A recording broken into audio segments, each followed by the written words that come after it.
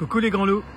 Eh bien, c'est officiel, Miss O fait partie du cercle très fermé des Astors boréales. Et voilà, nous sommes allés au Cap Nord et nous le quittons juste à l'instant.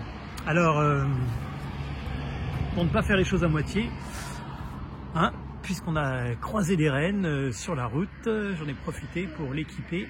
Alors, je vais pas voler ça aux rennes, ça s'achète. J'ai profité pour l'équiper, ça fait un peu... ouais, je suis d'accord, hein, mais ça valait le coup de le faire. Je trouve ça très amusant. Alors, est-ce que c'était une bonne idée de monter avec une 125 et avec cette 125 là au Cap Nord? Ben, je me suis dit que la question était intéressante. Oui, parce que c'est très drôle. Oui, parce que c'est super agréable à conduire. Non, parce que les routes sont un peu longues pour arriver jusqu'en Norvège et honnêtement, c'est pas son terrain de jeu préféré, hein, les autoroutes allemandes. Et puis, bon, on va voir d'ailleurs ce que ça donne sur la couronne, ce que ça a fait. Et puis, dans son inconvénient ici en Norvège, c'est qu'elle n'accepte pas le E10. Et du coup, ici, les stations-service ne proposent que du E10, du 95 E10 ou du diesel. Et c'est assez rare, il faut aller dans les stations Shell, à ma connaissance, et pas encore toutes, pour trouver du 98 E5. Du coup, il faut préparer un petit peu son ravitaillement.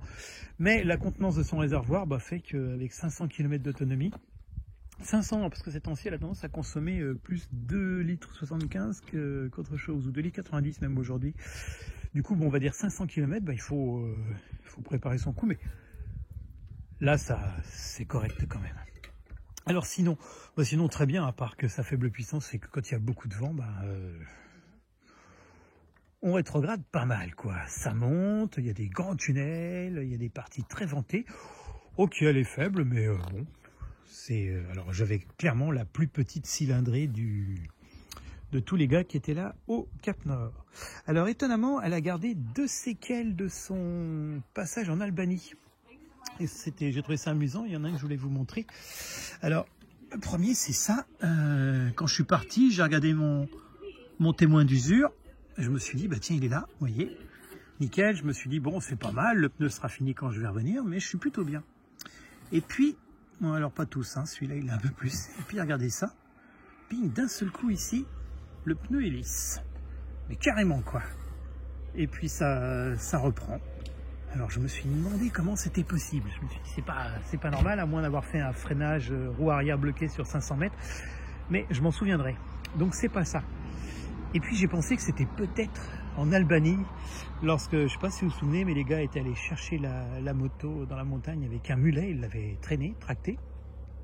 Est-ce qu'ils ont pensé à vérifier, est-ce qu'ils savaient même qu'il fallait qu'elle soit débrayée ou au point mort? Eh ben, pas sûr. Manifestement non, puisque je vois pas d'autre explication. Alors ça, c'était une première séquelle. Bon, on changera le pneu et au retour, ça va plus être qu'un souvenir, hein, c'est rien. Et puis il y a aussi ça, la pédale de frein qui avait déjà pris pas mal, qui était bien tordue, mais que j'avais redressé plus ou moins. Là, en faisant un peu de hors-chemin pour aller dormir près d'un lac, elle s'est pris un sacré coup, elle a bien remonté, elle venait toucher le pot et tout. Je l'ai redescendue en m'appuyant dessus de toutes mes forces 2 fois. Ça le fait, elle casse pas, elle est plus haute qu'avant, mais elle fait très bien le job là. Et tout ça pour dire que c'est l'avantage du matériel qui est peut-être pas de la super qualité, qui est peut-être pas génial, mais au moins quand on le plie, on peut le détordre sans qu'il casse. Et ça, c'est quand même assez chouette parce que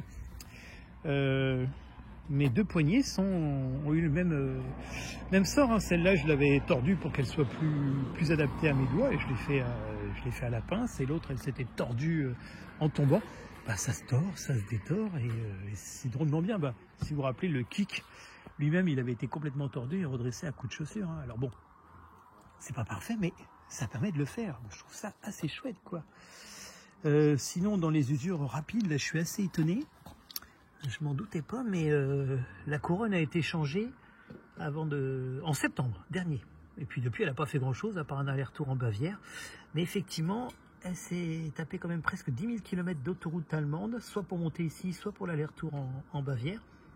Et je crois qu'elle n'a pas résisté, la couronne. Mais je trouve que ça fait beaucoup en consommable. Ça. Enfin, je trouve que ce mesure est assez rapide. Hein.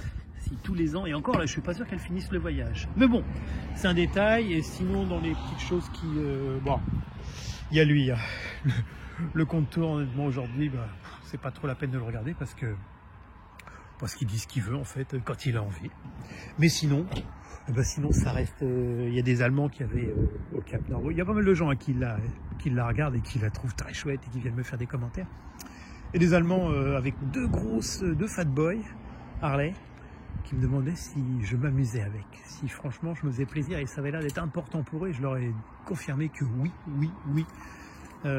Sehr schön, je leur disais parce que franchement c'est un vrai plaisir. Bon, voilà, on la connaît, facile à vivre.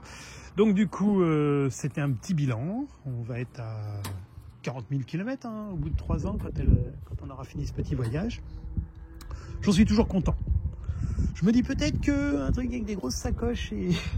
Ah, surtout un carénage, parce que c'est une bécane nue et alors honnêtement, quand vous rentrez dans les tunnels, quand il y a de la pluie, quand il y a du vent, ouais, des fois on a envie d'avoir un truc qui protège un petit peu, quoi. Mais non, en attendant, je la trouve très bien comme elle est, quoi.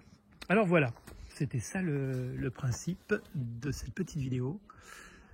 L'entrée de Miss O dans le club des Astors Boréales. Et ça, je trouve ça très chouette. Voilà. Allez, bonne soirée les petits loups.